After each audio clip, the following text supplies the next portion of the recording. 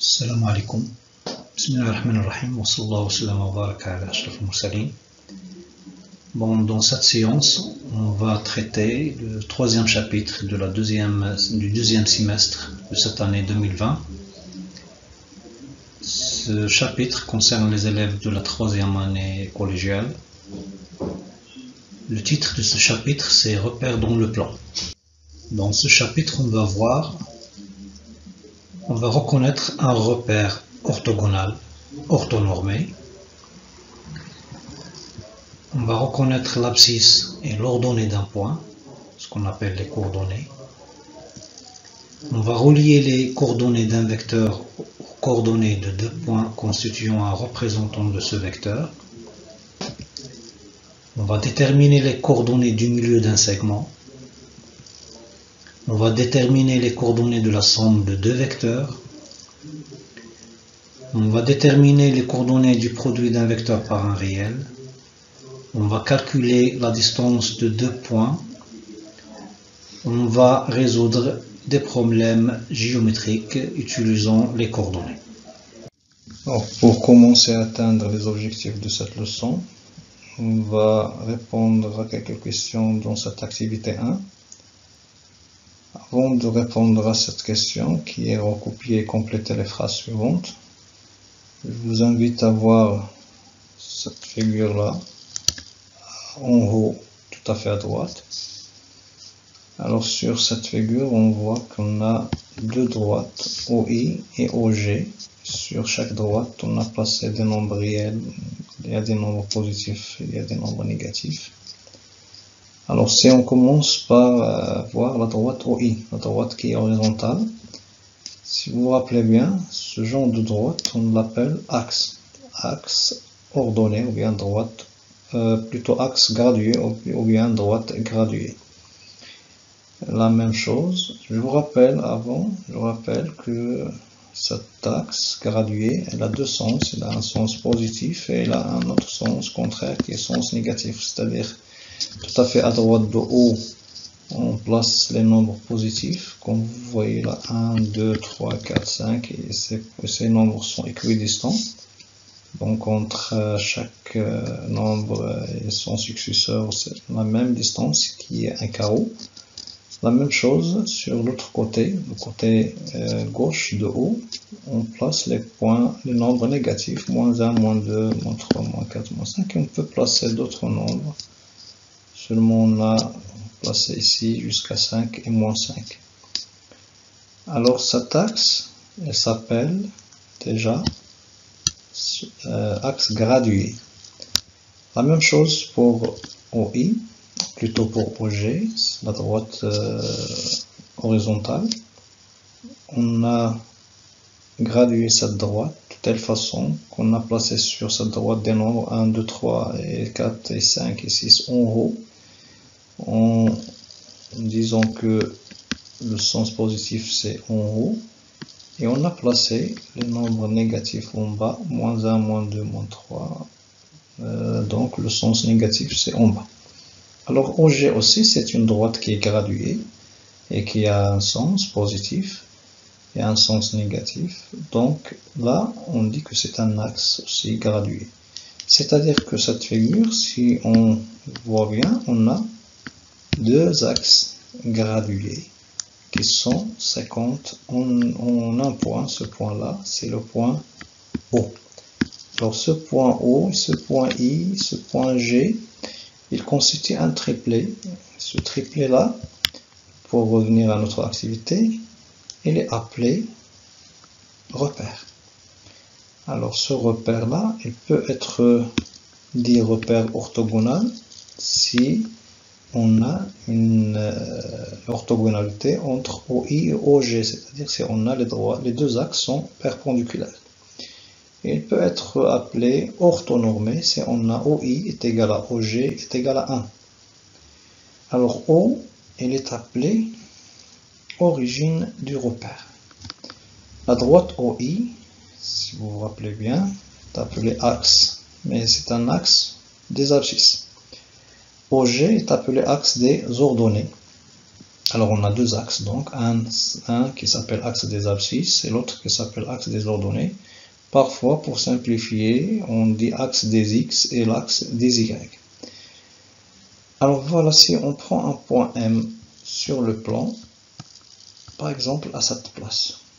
Alors M, si on le projette orthogonalement sur l'axe des x, il va rencontrer, va être projeté, le pied de cette projection, il va être à un certain point dans l'abscisse sur l'axe OI, s'appelant par exemple XM. Et si on le projette sur l'autre axe, l'axe OG, alors il va rencontrer, on vient le pied là, il va être à un certain point sur la droite OG, dont l'abscisse, par exemple, on prend YM.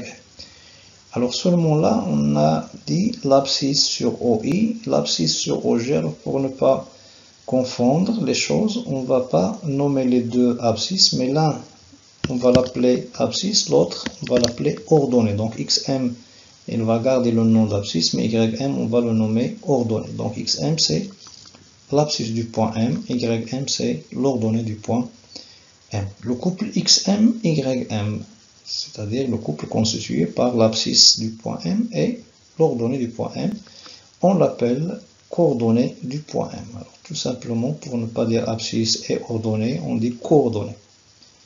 Deuxièmement, les coordonnées des points OI, O, E, I et J. Alors commençons par O, pour savoir les coordonnées de ce point, c'est-à-dire l'abscisse et l'ordonnée.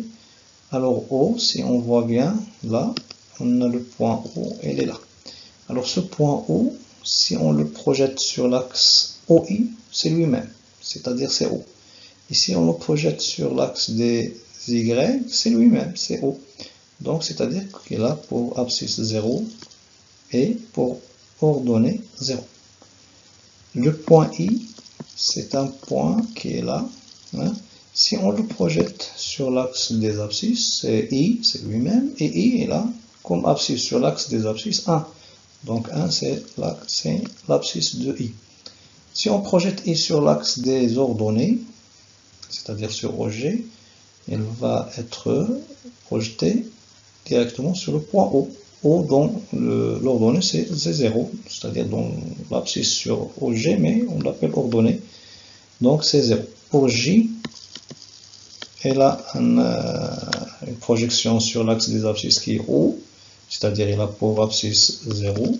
Et la projection sur l'axe des Y, c'est J, c'est-à-dire c'est lui-même qui a 1 comme abscisse, mais là c'est l'ordonnée.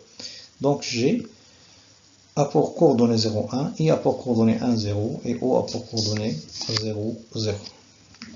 Pour répondre à la troisième question, on va se déplacer à une autre page. On peut tracer ces points sans avoir de problème. Alors la représentation de ces points sur le plan muni du repère OIG, commençons par A. Alors A, si vous voyez bien, c'est un point de coordonnées 3 et moins 2, c'est-à-dire l'abscisse c'est 3, on va faire un signe, un petit signe sur 3 comme abscisse, et un petit signe sur moins 2 comme ordonnée. Alors ce point,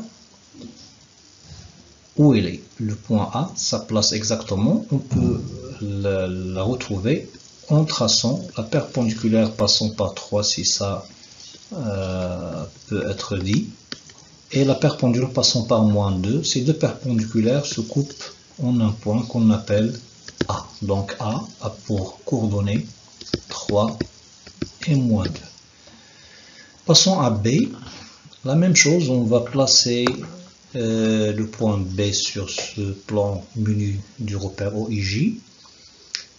Voilà le point B pour abscisse 1. Donc un petit signe là sur 1 et une indication sur 6.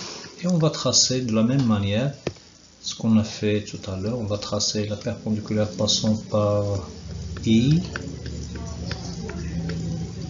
et la perpendiculaire sortant de 6, si ça peut être dit.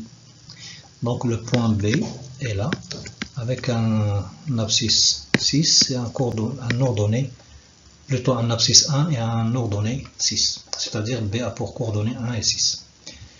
La même chose pour C, mais là, il faut faire attention, C, il a un abscisse égal à 0 et un ordonnée moins 5. Alors, quand on dit C a pour abscisse 0, déjà, si on cherche un point qui a un abscisse 0 sur l'axe des X, hein, il n'y a que O. Hein, il n'y a que O. Alors, O, c'est pas C, parce que C a pour ordonnée moins 5, mais O a pour ordonnée 0. Donc, il faut chercher le point qu'il faut projeter et retrouver O. Donc, le seul point qu'on peut projeter et retrouver O, il y a beaucoup de points, bien sûr. Tous les points de l'axe des Y, l'axe des ordonnées, peut être projeté et leur projeté sera O. Mais là, il y a une exclusion, c'est que moins 5, hein, moins 5, c'est là. Alors, c'est comme si on parle d'un point qui est là, en le projetant, bien sûr, il sera O. Donc, ce point-là, hein, bien sûr, si on vérifie, il a pour abscisse 0 et pour ordonnée moins 5. Donc, c'est là sa place, 0, moins 5. La même chose, on peut la faire pour E. On a sauté D, mais on va revenir à D. Alors E, pour abscisse moins 3 et ordonnée 0.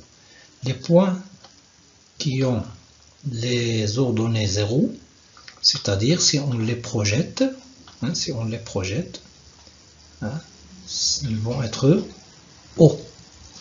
Alors, comme on a dit tout à l'heure, il y a ce point O et il y a le point E, mais ce point E, c'est un point qui a un abscisse égal à moins 3. Alors, si on projette, voilà, on va faire une vérification. Si on projette ce point-là sur l'axe des Y, il va être 0. Et si on le projette sur l'axe des abscisses, c'est lui-même, donc c'est là où se trouve le point E de coordonnées moins 3 et 0. Alors pour D, moins 1, c'est facile. L'abscisse, c'est moins 1. Et l'ordonnée, c'est moins 1. Si on trace les deux perpendiculaires, ils vont se rencontrer là. Voilà, c'est D. La même chose pour F. Hein. Pour F, on a 0,5 comme abscisse. Donc il est entre 0 et 1. Entre O et I comme abscisse. Et moins 2, c'est là. Alors, si on trace les deux perpendiculaires, ils vont se couper là. Pardon, dans cette place-là. Donc, E, ou plutôt F, il est là.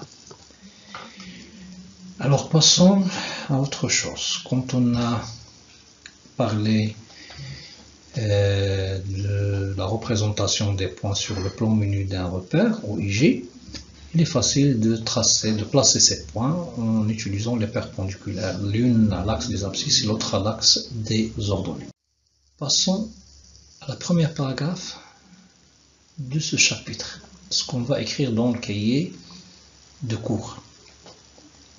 Alors le premier chapitre, la première paragraphe, pardon, c'est les coordonnées d'un point. On va définir ce que ça veut dire les coordonnées d'un point. Donc, soit un repère orthogonal OIJ, alors vous vous rappelez bien du mot orthogonal. Orthogonal, c'est-à-dire que OI est perpendiculaire à OJ. Hein. OI, la droite OI, il est sûrement perpendiculaire à la droite OJ. Les deux axes sont perpendiculaires. Alors, tout point M du plan est repéré par un unique couple de réels, XM, YM.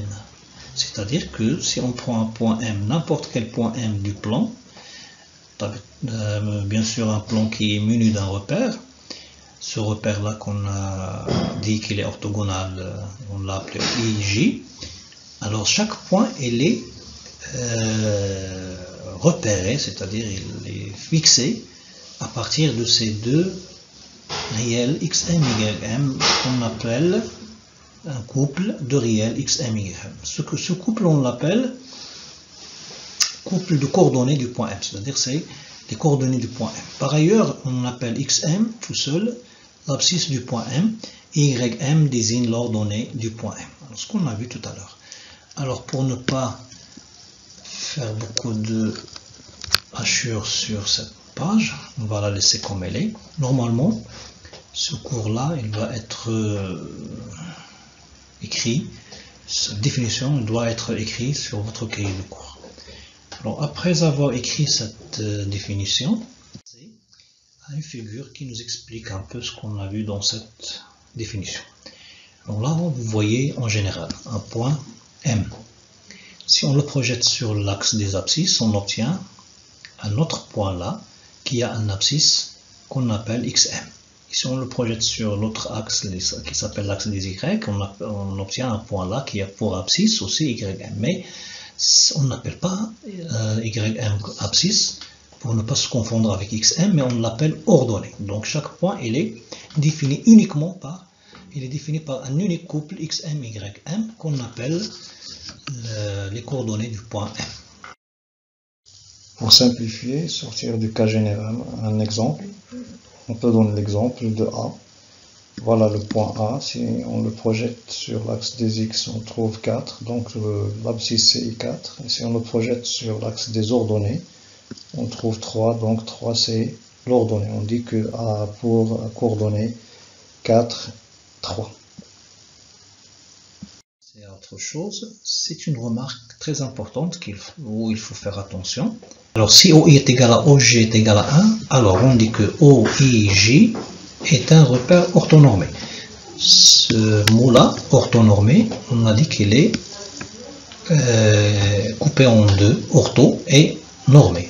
Il est coupé en deux, ortho et normé. Ortho, on a déjà expliqué que c'est orthogonal, c'est-à-dire il y a une perpendicularité entre les deux axes, l'axe des abscisses et l'axe des ordonnées. Il y a une orthogonalité. Normé, c'est parce que OI est égal à OG est égal à 1. Donc voilà, la chose qu'on a ajoutée, c'est OI est égal à OG est égal à 1. Si OI est égal à OG est égal à 1, on dit qu'il est normé. Alors la perpendicularité et cette condition nous poussent à nommer ce repère orthonormé. Attention, si on dit seulement orthogonal, c'est pas obligatoire que OI est égal à OG est égal à 1. La même chose, si on dit qu'il est normé seulement, c'est pas obligatoire que les deux axes OI et OG sont perpendiculaires. C'est pas obligatoire. Alors, passons à ce qu'on a comme remarque 2. Si M appartient à l'axe des abscisses, alors son ordonnée est nulle. On écrit M pour coordonnées XM et 0. Là, dans l'exemple qu'on a vu, plutôt dans l'activité 1 qu'on a vu, on a pris des exemples de quelques points qui ont un ordonnée nul et on a remarqué que ces points il appartient à l'axe des abscisses. Si je me rappelle bien, c'est le point C. Pour la troisième remarque importante aussi, si M appartient à l'axe des ordonnées, alors son abscisse est nulle. On écrit M de coordonnées 0, YM. On remarque là que si on a un abscisse nul, le point il va appartenir à l'axe des ordonnées. Et si on a un ordonnée nul, le point il va appartenir à l'axe des abscisses. Il y a un certain croisement entre l'abscisse nulle et l'ordonnée nulle. Passons à autre chose. Après cette remarque, il faut répondre à ces questions dans cet exercice 1. Alors, vous voyez qu'il y a un certain schéma là. Ce schéma, c'est une figure, c'est un repère, c'est un plan menu d'un repère qu'on n'a pas nommé ni OI ni OG, mais on peut le nommer maintenant. Alors là, c'est, vous voulez, c'est I, et bien sûr là, c'est J. Alors, c'est un repère, c'est un plan menu d'un repère orthogonal OIJ. Dans ce repère, on a placé des points A, B, C, D, E, F, G, H. Ce qu'on veut, c'est écrire les coordonnées de ces points. C'est-à-dire, on veut savoir les coordonnées du point A. On va commencer par le point A, ses coordonnées, c'est-à-dire son abscisse et son ordonnée. Je crois que vous avez compris maintenant comment trouver les coordonnées d'un point. Si on a vu comment placer les points, c'est simultanément, on peut, ou plutôt réciproquement, on peut trouver les coordonnées à partir du placement du point A. Donc le point A, je crois que tout le monde a réussi à répondre. Alors si on répond à cet exercice, la réponse 1, alors commençons par A. A, vous trouvez qu'il appartient à l'axe des abscisses. Donc automatiquement son ordonnée c'est 0. Et 3 c'est l'abscisse. Passons au point B. Alors le point B, il est où? Le voilà. Le point B lui-même aussi, il appartient à l'axe des ordonnées. Donc son abscisse c'est 0. Et son ordonnée c'est 2. Le point C. Le point C, il est où? Voilà. Le point C a pour coordonnées, je crois que vous pouvez lire maintenant très rapidement, 2 comme abscisse et 1 comme ordonnée. Passons à D. Pardon. Le point D. Alors le point D est où? C'est celui-là. Donc l'abscisse c'est 5. Et l'ordonnée c'est moins 2. Et les autres points, E. Alors je vais passer vite. Le point E a pour abscisse moins 2 et ordonnée moins 3. Le point F a pour abscisse moins 3,5.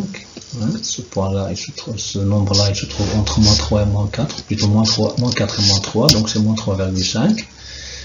Et aussi là, c'est entre moins 3 et moins 2, c'est moins 2,5. Le point J.